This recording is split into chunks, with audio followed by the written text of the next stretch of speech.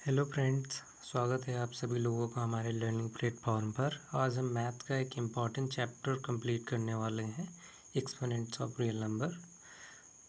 सो आप एक नोटबुक और पेन लेकर बैठिए। जो इम्पॉर्टेंट पॉइंट्स हैं या जो इम्पॉर्टेंट फार्मूले भी हम आगे लिखवाएंगे उनको आप नोट डाउन कर लीजिएगा। सो विदाउट ए फर्दर डिले हम अपने चैप्टर को स्टार्ट करते हैं। सो सबसे पहले हम एक एग्ज़ाम्पल से शुरू करते हैं। तो 2 सबसे पहले हम लिख सकते हैं 2 इंटू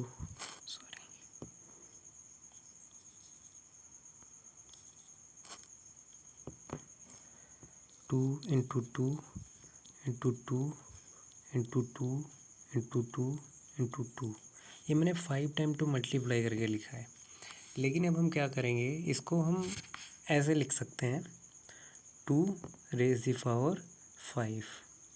अब ये मैंने कैसे किया, मैंने सिंपली इसको एक्सपोनेंट्स ऑफ की हेल्प से ये किया हुआ है। तो ये मैंने कैसे किया, जो सबसे पहले देखो हर जगह पर 2 2 2 लिखा हुआ है। तो नीचे जो 2 है उसको मैंने यहाँ पे नीचे नोट डाउन कर लिया। ये जो 2 है ये जनरली हमारा जो है वो बेस कहलाता है, बेस।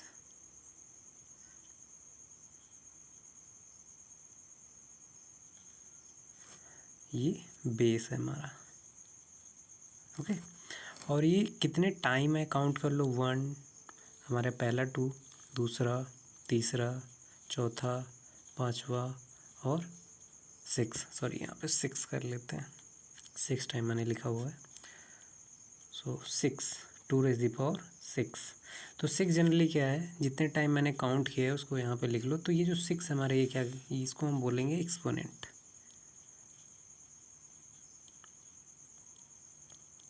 ओके।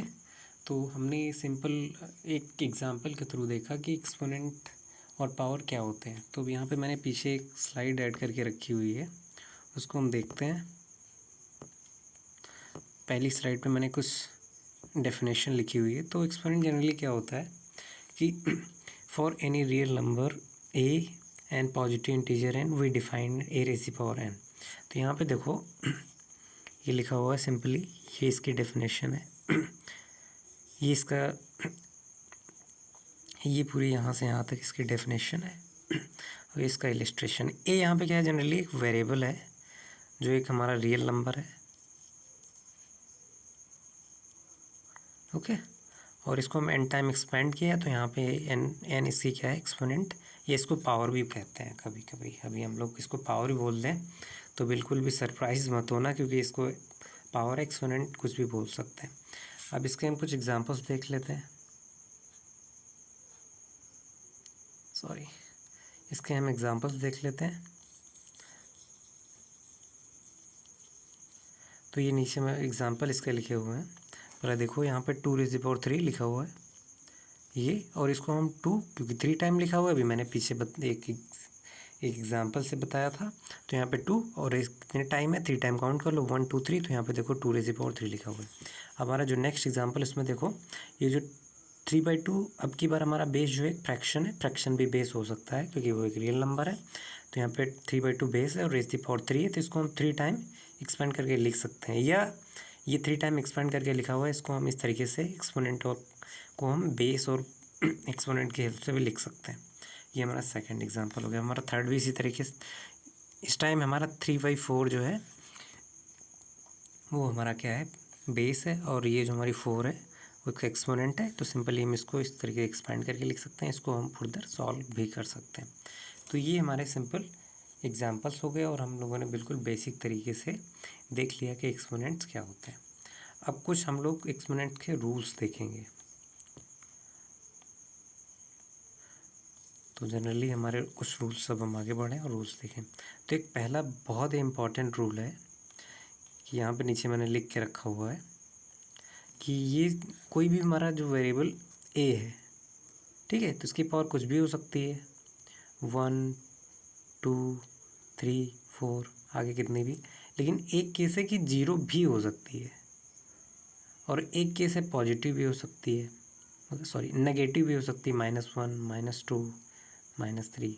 तो इनको हम इजीली सॉल्व कर सकते हैं क्योंकि अभी मैंने बताया इसको कैसे सॉल्व करना, एक्सपेंड करके लिख सकते हैं। लेकिन ज़ीरो तब हम क्या करेंगे, तो सिंपली ज़ीरो को अब हम केस देखते हैं। हम नेक्स्ट स्लाइड पे जाते हैं, तो ज़ीरो को केस देखते हैं सबसे पहले।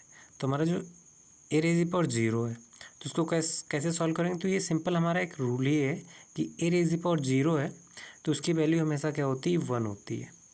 ये आपको अपनी जो नोटबुक है उस पर नोट डाउन कर लेना है।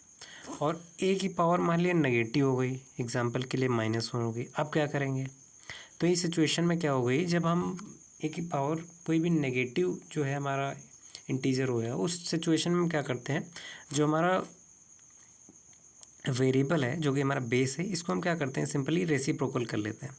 तो ऐसी सिचुएशन में रेसिप्रोकल करेंगे तो ये जो पावर हमारी क्या हो जाएगी, पॉजिटिव हो जाएगी। ठीक है, तो ये तो मैंने 1 लिया था, अभी जैसे मैं 2 ले लूँ यहाँ पे -2, तो इसको हम ऐसे लिख सकते हैं 1/a⁻²। तो सिंपली अब हमने देखा कि जब पावर नेगेटिव होगी, अभी तो ये आइडेंटिटी भी है, आगे हमारा कुछ एक रूल भी है, उसको हम देखेंगे कि नेगेटिव से पॉजिटिव हम कैसे बनाएंगे। तो अब हमारे जो है ये कुछ बेसिक थिंग्स थी वो हमने कंप्लीट कर ली। अब हम कुछ लॉज हैं रेशनल नंबर से रिलेटेड, अभी जो हमारा जो ये रेशनल एक्सपोनेंट से रिलेटेड, नॉट नंबर। तो हमारे अब हम आगे बढ़ते हैं और कुछ लॉज को देखते हैं। नेक्स्ट स्लाइड पे पहुंचते हैं, तो अब हम लिखते हैं लॉज ऑफ रेशनल एक्सपोनेंट्स।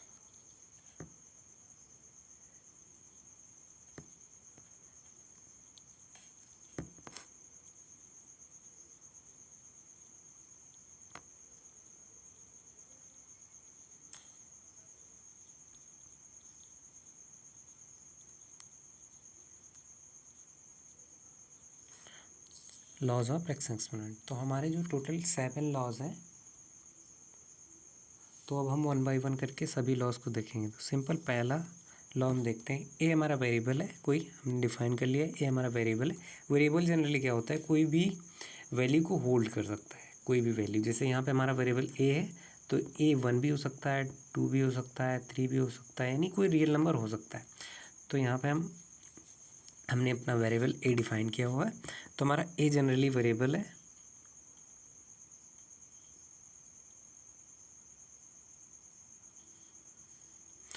तो a raise the power n और into a raise the power m। जब कोई भी हमारे एक्सपोनेंट्स हैं वो क्या है, या हमारे जो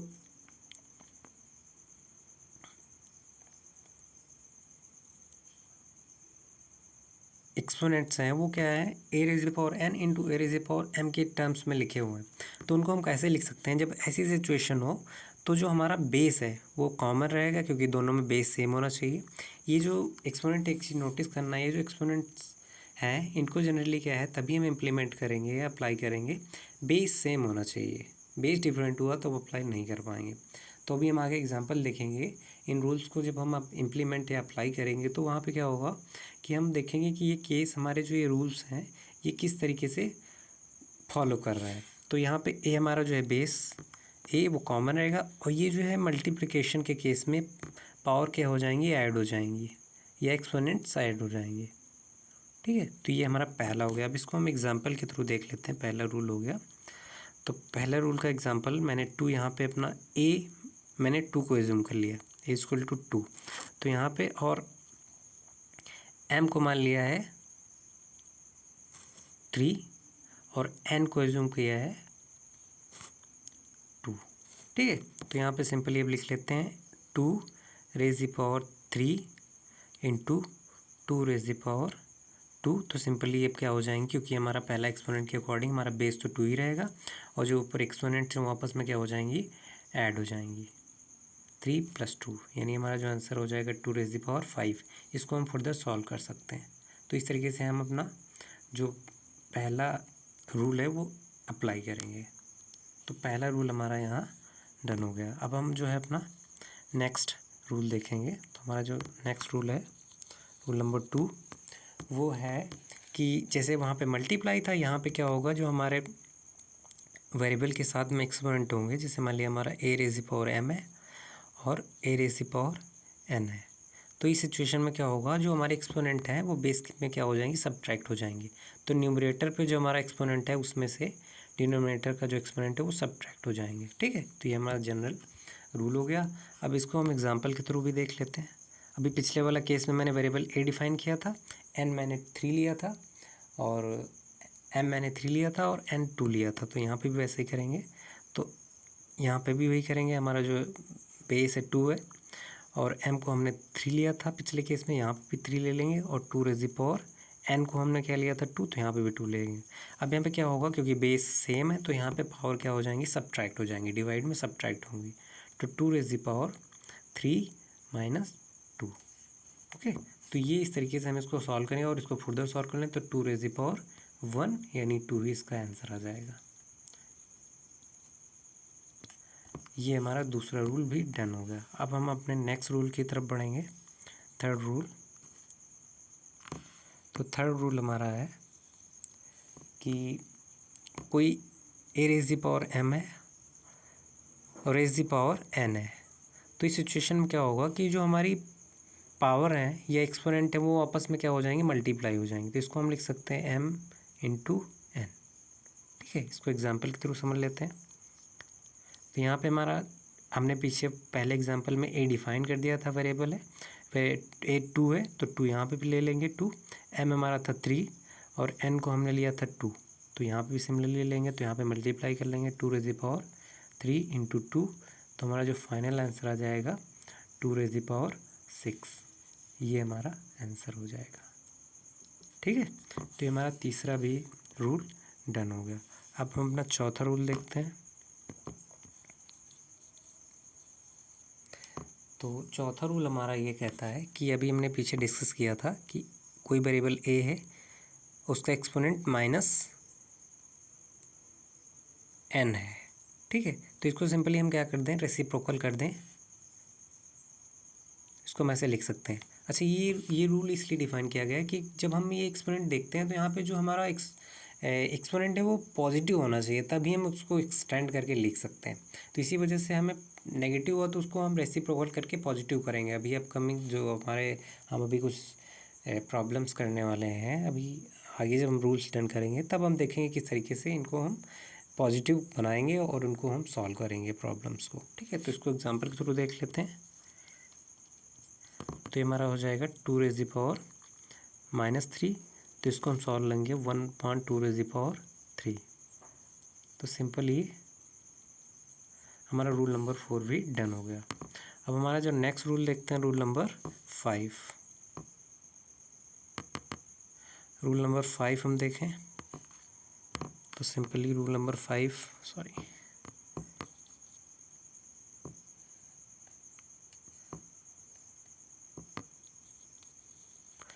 तो रूल नंबर 5 क्या कहता है हमारा कि a raise the power m है और रेज़ दी पावर 1/n है। ठीक है, तो इसको हम कैसे लिख सकते हैं, इसको हम ऐसे लिख सकते हैं a raise the power 1/n raise the power m। ठीक है, तो इसको हम इस तरीके से लिख सकते हैं, मतलब हम जो बाहर का टर्म है उसको अंदर लिख सकते हैं, अंदर का टर्म बाहर लिख सकते हैं, मतलब हम स्वैप कर सकते हैं। जैसे इसको एग्जांपल के थ्रू देखें तो 2 raise the power 3 raise the power 1/2, तो इसको हम ऐसे लिख सकते हैं 2 raise the power 1/2 raise the power 3। ठीक है, तो ये रूल नंबर 5 हमारा डन हो गया। ये हमारा इसका आंसर हो जाएगा। आई होप आप लोगों को समझ आ रहा होगा। तब हम अपना नेक्स्ट रूल डन करते हैं।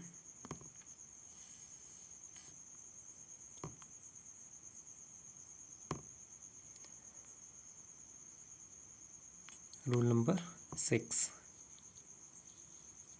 तो रूल नंबर 6 हमारा कुछ ये कहता है, कोई यहाँ पे हमने एक दूसरा वेरिएबल भी डिफाइन कर लिया है। ए हमारा पहले से था और मैंने एक सेकंड वेरिएबल डिफाइन किया है बी, ये कोई डिफरेंट दूसरा वेरिएबल है और इन दोनों की जो हमारा एक्सपोनेंट है वो m। इसको सिंपली हम ऐसे लिख सकते हैं कि हम इनको अलग अलग करके एक्सपोनेंट में लिख सकते हैं। तो हम लिख सकते हैं a raise the power m into a raise the power into B raise the power n। Okay, तो इसको एग्जांपल के थ्रू देख लेते हैं। तो एग्जांपल के थ्रू देखें, इसको हम देखें, 2 हमने डिफाइन ही किया था, अब यहाँ पे b हमने 3 ले लिया।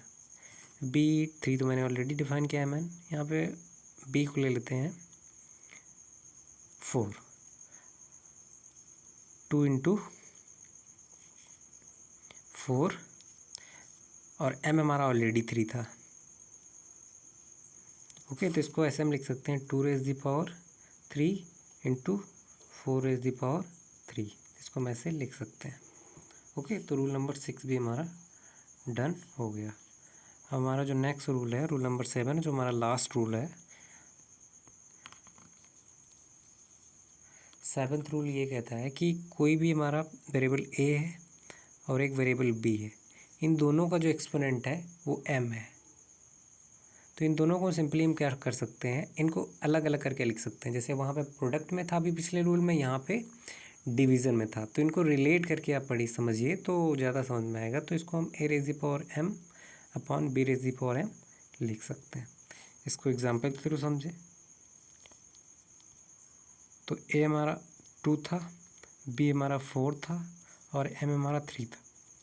सिंपली तो इसको लिख सकते हैं 2 रेज़ द पावर 3 और 4 रेज़ द पावर 3। इसको हम ऐसे लिख सकते हैं। तो हमारे जितने भी रूल थे, टोटल 7 थे, हमने कंप्लीट कर लिए। आई होप आप लोगों को जो भी बताया गया वो समझ में आ रहा होगा। अब हम कुछ प्रॉब्लम सॉल्व करने वाले हैं इस चैप्टर से रिलेटेड।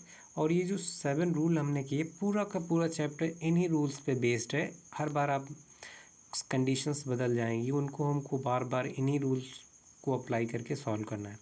तो अब हम देखेंगे किस तरीके से इनको हमें अप्लाई करना है। तो नेक्स्ट स्लाइड ऐड करेंगे और अपनी हम पहली प्रॉब्लम नोट कर लेते हैं। तो हमारी पहली प्रॉब्लम है,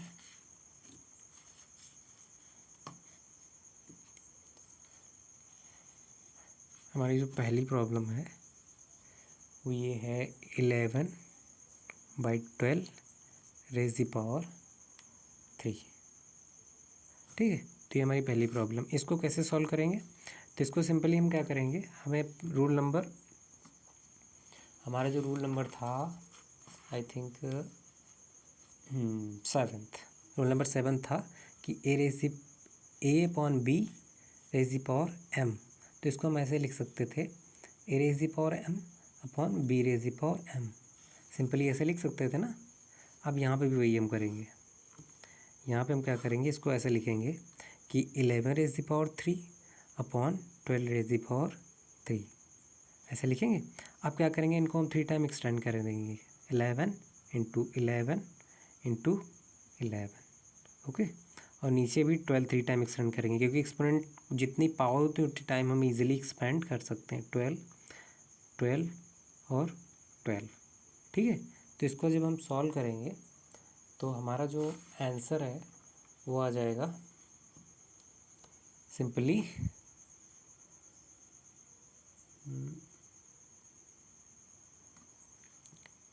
11 का जो क्यूब होता है वो होता है 1331। आप सॉल्व करके देख लीजिएगा, हम डायरेक्ट आंसर लिख रहे हैं 1331 अपॉन 1728। 12 का क्यूब होता है 1728। तो हमारा जो ये हमारा जो वो फाइनल आंसर आ गया। ठीक है, तो पहली प्रॉब्लम हम लोगों ने सॉल्व कर ली। अब इसी तरीके से अब हम दूसरी प्रॉब्लम सॉल्व करेंगे।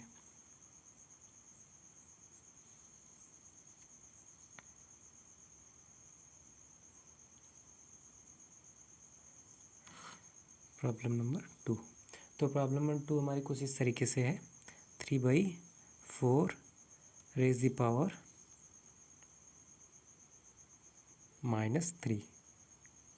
ओके, तो अब इसको कैसे करेंगे, तो सिंपली क्या करें, यहाँ पे देखो जो एक्सपोनेंट है वो नेगेटिव है।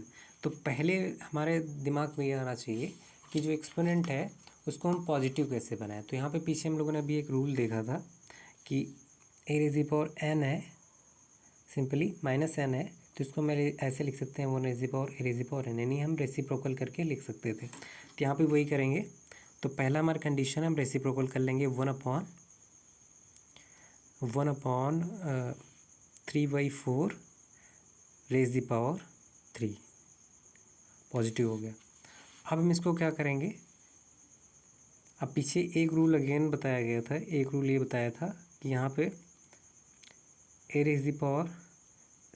Upon b raise the power जो m लिखा हुआ है, तो इसको सिंपली हम अलग करके a raise the power m upon b raise the power m लिख सकते हैं। यहाँ पे देखो वही सेम केस बन रहा है। तो यहाँ पे वो केस हम क्या करेंगे,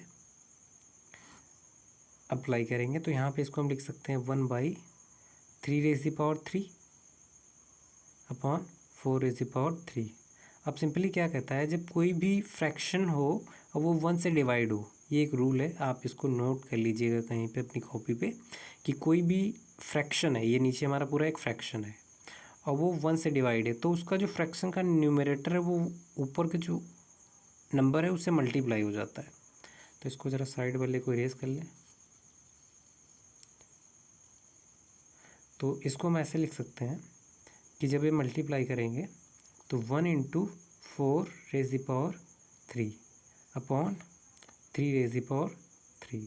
अब यहाँ 1 से मल्टीप्लाई करने का कोई मतलब ही नहीं है, क्योंकि 1 से मल्टीप्लाई की वही, तो उसको मैंने हटा लिया। अब इसको जब सॉल्व करेंगे आप, तो इसको जो हमारा फाइनल आंसर आएगा वो हमारा आ जाएगा 4 रेज़ द पावर 3, यानी 4 3 टाइम मल्टीप्लाई करके 4 × 4 × 4 अपॉन 3 × 3 × 3। तो जो इसका आंसर आ जाएगा 4 4 जा 16, 16 4 जा 64 अपॉन में 3 3 जा 9, 9 3 जा 27। तो ये जो हमारा है ये आंसर आ गया हमारा, ठीक है। तो ये हमारा आंसर हो गया। तो इस तरीके से हमने प्रॉब्लम सेकंड भी देख ली। आई होप आपको जो भी बताया जा रहा है वो समझ में आ रहा होगा। तो अब हम अपनी नेक्स्ट प्रॉब्लम की तरफ बढ़ते हैं। तो हमारी जो नेक्स्ट प्रॉब्लम है, problem number 3।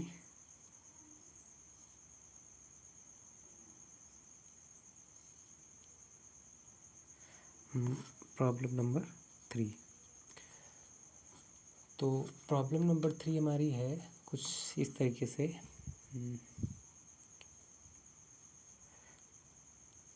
2/11 raise the power 4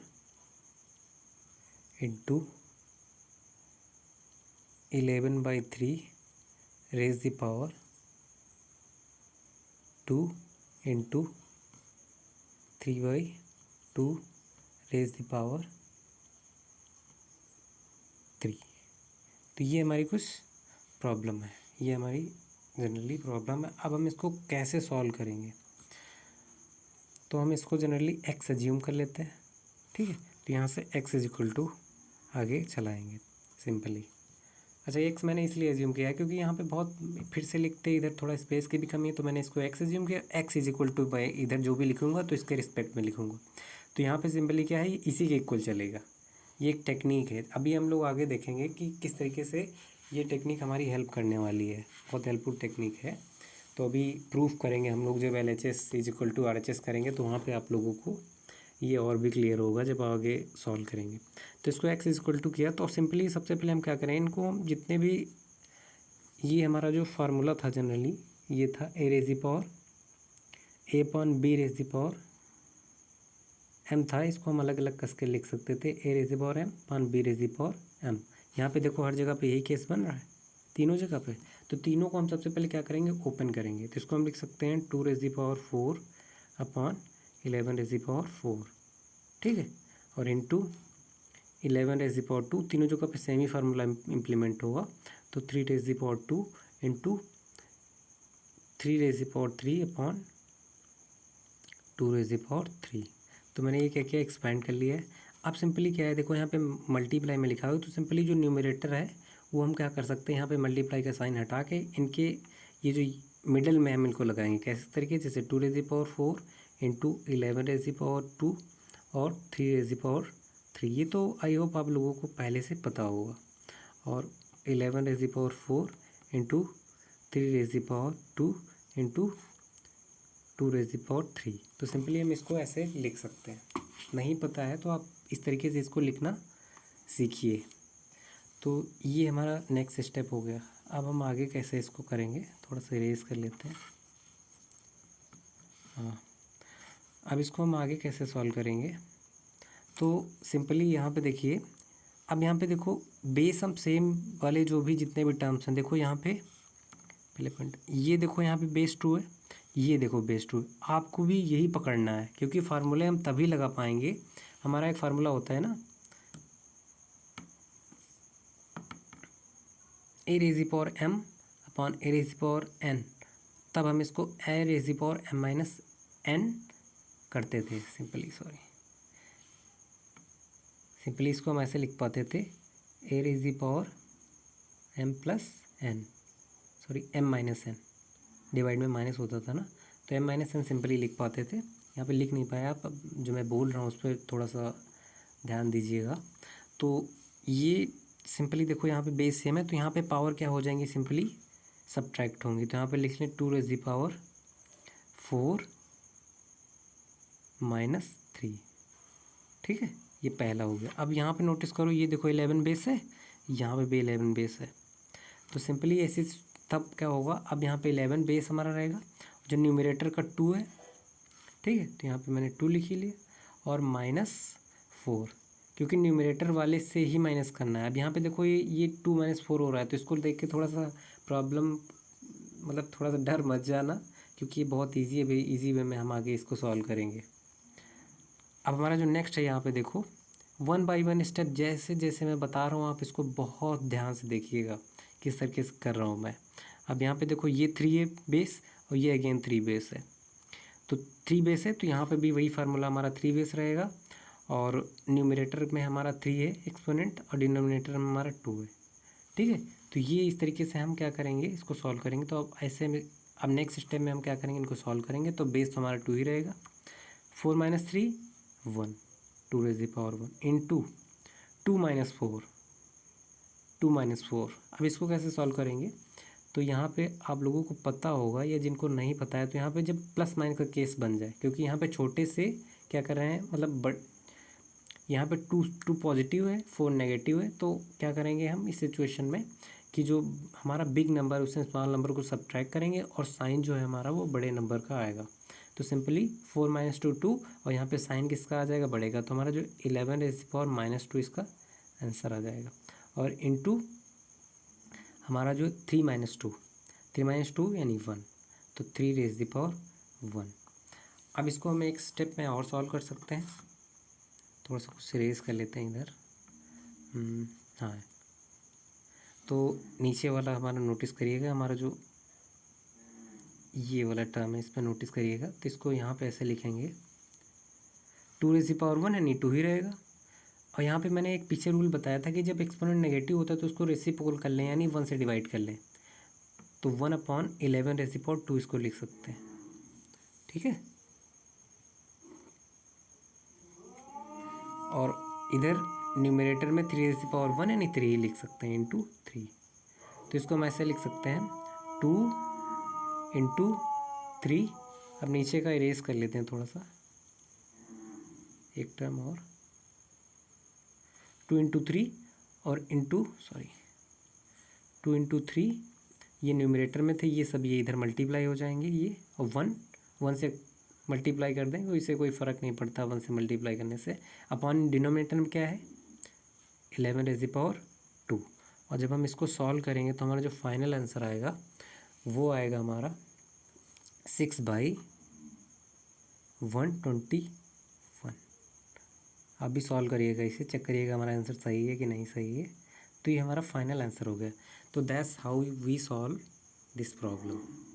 okay, now next move on. तो हमारा जो नेक्स्ट प्रॉब्लम है,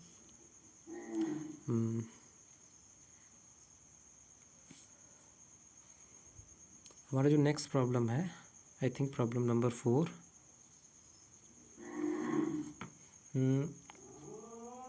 2 raise the power 55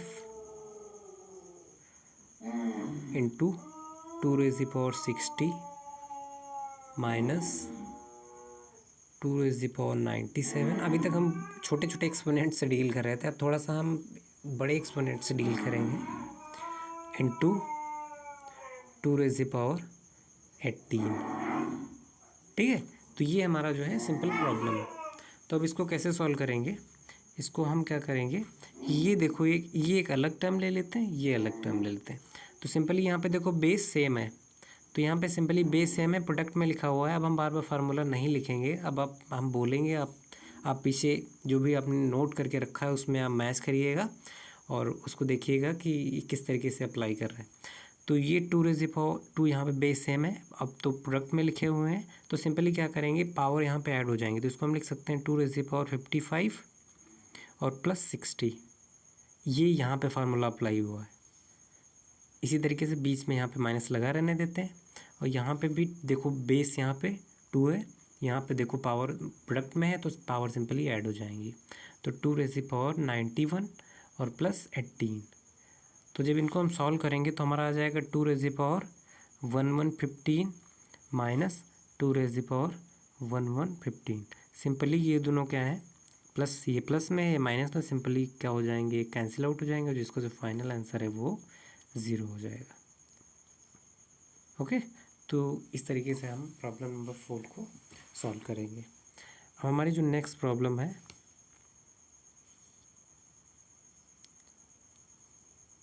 problem number 5। तो प्रॉब्लम नंबर 5 हम कैसे सॉल्व करेंगे देखते हैं। प्रॉब्लम नंबर 5 हमारी है 64 raised to the power 1/3। तो इसको कैसे सॉल्व करेंगे। अब यहाँ पे देखो ये जो प्रॉब्लम है, अब ये एक्सपोनेंट से सॉल्व होगी, लेकिन ये कैसे होगी, ये डायरेक्टली देखो नहीं, कुछ भी मतलब इस सब प्रॉब्लम को हम देखेंगे तो कुछ भी नहीं समझ में आ रहा है हमारे कि हम इसमें क्या करें, लेकिन अभी हम देखेंगे किस तरीके से इसको हम सॉल्व करने वाले। अब हमें देखो 64 यहाँ पे लिखा हुआ है, 64 जनरली यहाँ पे हमारा बेस है, लेकिन अभी कोई फार्मूला अप्लाई नहीं हो रहा है। लेकिन हम क्या करेंगे, 64 के हम फैक्टर कर लेंगे। तो 64 को हम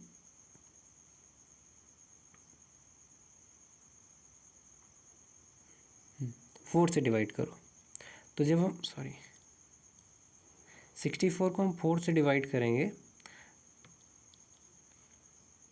तो हमारा कितना आ जाएगा, 16 है रिमाइंडर। और यहाँ पे फिर हम 4 अगेन 4 से डिवाइड करेंगे तो फिर हमारा कितना आ जाएगा, 4। और अगेन हम 4 से डिवाइड करेंगे तो हमारा जो है यहाँ पे नीचे 1 आ जाएगा। तो अब इसको हम ऐसे लिख सकते हैं, यानी सिंपली हम 64 को लिख सकते हैं 4 × 4 × 4, यानी 3 टाइम 4 4 करके लिख सकते हैं। ये हम डायरेक्ट भी लिख सकते थे, क्योंकि 64 को 4 × 4 × 4 कर दो 64 हमारा फाइनल आंसर आ जाएगा। लेकिन मैंने यहाँ पे आप लोगों को समझाने के लिए ये फैक्टर किया हुआ है। अब मैंने फैक्टर क्यों किया, उसके लिए मैंने इसलिए क्योंकि यहाँ पे देखो 4 4 4 3 टाइम लिखा हुआ है। तो यहाँ पे जब 4 4 4 3 टाइम लिखा हुआ है तो सिंपली हम यहाँ पे 4 लिख लेंगे, और जितने टाइम में लिखा हुआ है उतने टाइम ऊपर हम एक्सपोनेंट लिख लेंगे। तो 4^3 लिख सकते हैं, यानी हम 64 को हम क्या लिख सकते हैं, 4^3। तो यहाँ पे सिंपली यही हम करेंगे कि जो हमारा 64 उसको हम लिख सकते हैं 4^3 और पीछे एक हमारी एक रूल था कि जो 4^3 है, और इसको हम क्या करें, ब्रैकेट को हटा के 1/3 लिख सकते हैं। पीछे हमारा एक रूल था ये, ठीक है। तो ये रूल नंबर 3 था हमारा। तो इस तरीके से हम इसको क्या करेंगे, 4, और ये क्या है, ये न्यूमरेटर में ये पावर है हमारी, ये पावर में लिखा हुआ है। तो ये 3 3 कैंसिल आउट हो जाएगा, तो ऊपर क्या बचेगा, 1 यानी 4। तो हमारा फाइनल आंसर कितना आ जाएगा, 4। अब देखो एक्सपोनेंट्स की हेल्प से ये प्रॉब्लम कितनी ईजिली सॉल्व हो गई। और वरना जो अगर एक्सपोनेंट का हम लोग अप्लाई नहीं करते तो ये प्रॉब्लम देखो शुरू में ही, मतलब हम देखते ही इस प्रॉब्लम को हम कुछ भी नहीं कर पाते। लेकिन एक्सपोनेंट्स का यूज़ करते हुए हम लोगों ने बड़ी ईजिली इसको सॉल्व किया। तो इस तरीके से आप इस प्रॉब्लम को सॉल्व करें और इजीली सॉल्व हो जाएगा। तो प्रॉब्लम 5 ही हमारा डन हो गया। अब हमारा जो प्रॉब्लम 6, इसको हम देखेंगे कैसे सॉल्व करना है। तो हमारा 6 प्रॉब्लम है 125, कुछ जैसी पिछली थी वैसे ही ये भी है, इसमें भी हम फैक्टर करके ही करेंगे। -1/3। तो इसमें थोड़ा सा एक स्टेप बस ये ज़्यादा करना पड़ेगा, क्योंकि यहाँ पे देखो सबसे पहले जो एक्सपोनेंट हमारा नेगेटिव है, जब एक्सपोनेंट आपको कभी भी आपको प्रॉब्लम सॉल्व करनी है तो एक्सपोनेंट आपको नेगेटिव दिख जाए तो सबसे पहले उसको पॉजिटिव बनाना है, यानी रेसिप्रोकल कर लेना। तो सिंपली हम रेसिप्रोकल कर लेते हैं। तो 1/125 लिख लिया, ये पॉजिटिव हो गया। अब सिंपली 125 के हम इधर फैक्टर करेंगे, साइड में फैक्टर कर लेते हैं। तो 125 के फैक्टर करेंगे तो हमारे बेसिक तरीके से कर लेते हैं, 5 से डिवाइड करेंगे तो 25 बचेगा, फिर अगेन 5 से डिवाइड करेंगे तो हमारा 25, फिर 5 रिमाइंडर बचेगा, अगेन 5 से डिवाइड करेंगे तो हमारा रिमाइंडर 1 हो जाएगा। तो हम 125 को क्या लिख सकते हैं, 5 × 5 × 5, ठीक है। अब यहाँ पे बेस सेम है तो पावर सिंपली ऐड हो जाएंगे, कितने टाइम, ये काउंट कर लो, 1 2 3, यानी 1 1 1। तो यहाँ पे 3 हो जाएंगे, 5⁻3। तो यहाँ पे 125 को हम क्या लिख सकते हैं, 5⁻3। अब यही जो है यहाँ पे हम यूज़ करने वाले हैं, ठीक है। तो इसको सिंपली क्या करेंगे, 1/125 की जगह हम 5⁻3 पुटअप करेंगे, ठीक है, और ⁻1/3। तो जैसी पिछली प्रॉब्लम थी सेम उसी तरीके से थोड़ा सा रेस कर लेते हैं इधर का साइड का।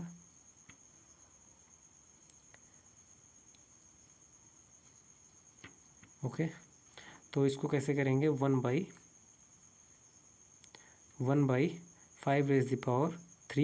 × 1/3, ये पावर में लिखा हुआ है, सिंपली कैंसिल आउट हो जाएगा। तो हमारा जो फाइनल आंसर आ जाएगा 1/5⁻1, यानी 1/5। ये जो इसका है 1/5, इसका इस प्रॉब्लम का फाइनल आंसर हो जाएगा। That's how you solve the problem number 6।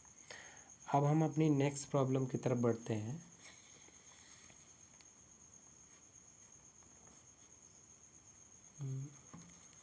थोड़ा सा वेरिएबल से, ये तो अभी हम लोग थोड़ा नंबर से डील कर रहे थे, अब हम एक दो प्रॉब्लम्स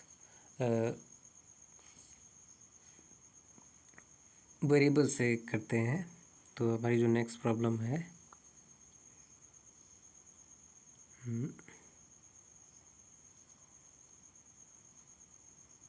7th।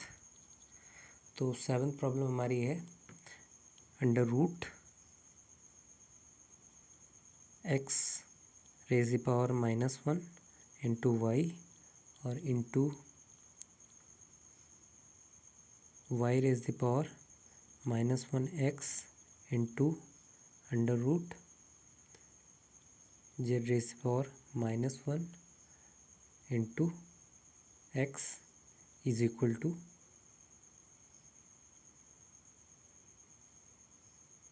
1, ठीक है। अब ये हमारा देखो, ये LHS है, LHS का पोर्शन है, लेफ्ट हैंड साइड का पोर्शन है, ये LHS है हमारा, ठीक है। तो LHS इसको हम ले लेते हैं। अब इसको देखते हैं हम किस तरीके से, RHS का, ये हमारा RHS है, एक तरीके से प्रूविंग टाइप का ही हो गया। तो LHS हमारा जो है ये है ऊपर का, उसको हम लिखते हैं और देखते हैं कैसे इसको सॉल्व करेंगे। तो सिंपली क्या है, अभी ये एक सेकेंड, पहला ये टर्म देखिए, ये टर्म इसको हम ऐसे लिख सकते हैं, √ लगा रहने देते हैं। अब यहाँ पे देखो y की पावर तो पॉजिटिव है, उसको वैसे लिखा रहने दो। अब यहाँ पे क्या है, जो x है वो सिंपली क्या है, उस क्योंकि पावर उसकी नेगेटिव है तो पावर को पॉजिटिव बनाने के लिए उसको हम x को डिनोमिनेटर में ले जाएंगे। रेसिप्रोकल करने का यही मतलब होता है कि जो न्यूमरेटर में लिखा हुआ है तो उसको सिंपली डिनोमिनेटर में ले जाएंगे, और डिनोमिनेटर में लिखा हुआ है तो डिनोमिनेटर में हम नंबर को ले जाएंगे। तो सिंपली हम यहाँ पे देखो न्यूमरेटर में नंबर था, उसको हम डिनोमिनेटर में ले गए, ये पहला टर्म। सिमिलरली हम सेकेंड टर्म को भी ऐसे ही सॉल्व करेंगे। तो यहाँ पे सेकेंड टर्म को, यहाँ पे इस टाइम x जो है पॉजिटिव है तो उसको हमें डिनोमिनेटर ले जाने की ज़रूरत है नहीं, तो यहाँ पे अब की बार y हमारा जो है वो डिनोमिनेटर में चला जाएगा। और हमारा जो नेक्स्ट है वो है इस टाइम z जो है हमारा, z वाला टर्म वो नेगेटिव, तो x पॉजिटिव ही रखेंगे,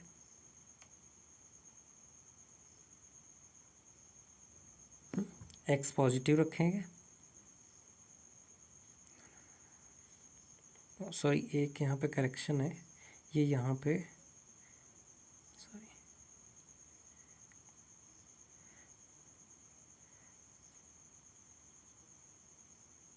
ये जेड है यहाँ पे, तो सिंपली यहाँ पे बस सेट कर लेना है।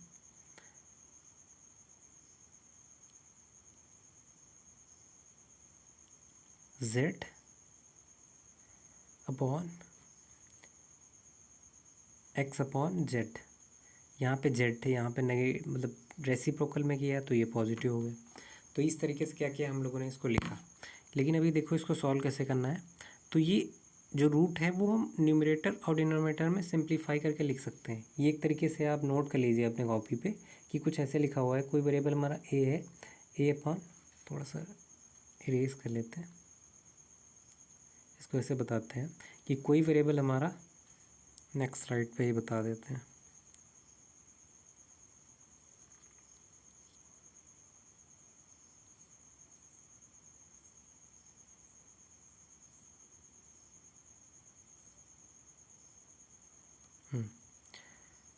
कोई वेरिएबल हमारा ए है, सॉरी, कोई वेरिएबल ए है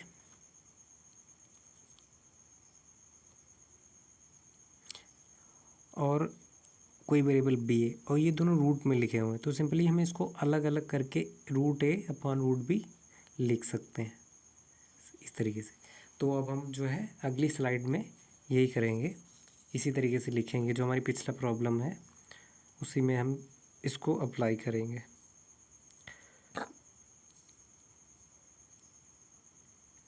तो इसमें क्या है, root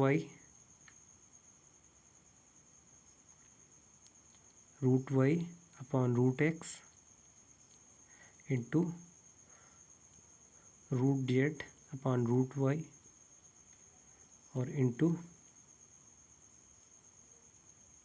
root X upon root Z. इसको ऐसे लिख सकते हैं। अब यहाँ पे देखो, अब इसको हम डायरेक्टली कैंसिल आउट कर सकते हैं। जैसे यहाँ पे रूट एक्स लिखा हुआ है, सॉरी रूट वाई लिखा हुआ है, root y, root x, root y, root x, root x, root Y और रूट, सॉरी यहाँ पे लास्ट में जेड है, एक सेकेंड, रूट जेड। तो यहाँ से रूट जेड कैंसिल आउट। तो ये सभी कैंसिल आउट हो गए। लेकिन यहाँ पे चाहो तुम तो यहाँ पे एक्सपोनेंट का भी फार्मूला अप्लाई, मतलब एक्सपोनेंट को अप्लाई करके भी सॉल्व कर सकते हैं। तो फाइनली यहाँ पे हमारा जो है फाइनल आंसर 1 आ गया। ये हमारा RHS हो गया एक तरीके से। तो ये हमारा इस तरीके से प्रॉब्लम सॉल्व हो गई। तो यहाँ पे हम लोगों ने टोटल 7 प्रॉब्लम्स देखी हैं। अभी तो बहुत सारी प्रॉब्लम्स हैं। अब आप अपनी जो सिलेबस में आपकी बुक है उसको आप ओपन करिएगा, उसमें देखिएगा कि ये बहुत सारे उसमें प्रॉब्लम्स हैं। आप उनको सॉल्व करिएगा और होपफुली वो प्रॉब्लम आपसे सॉल्व होंगी और आपको बहुत मज़ा आएगा। और आपके पास बुक होगी, और नहीं है तो आप मार्केट में कहीं से एक अच्छी सी बुक परचेज़ कर लीजिएगा और उसमें आपको बहुत सारी प्रॉब्लम्स मिल जाएंगी। तो आप उनको सॉल्व करिएगा। तो that's how you solve all this problem. आप लोगों से एक छोटी सी रिक्वेस्ट है, आप लोगों को ये जो हमारा वीडियो है, ये हमारा जो ये चैप्टर है वो कैसा लगा, आप नीचे कमेंट सेक्शन में अपना फीडबैक ज़रूर दें। और अगर आपको वीडियो अच्छा लगा है तो please do subscribe my channel. Thank you so much.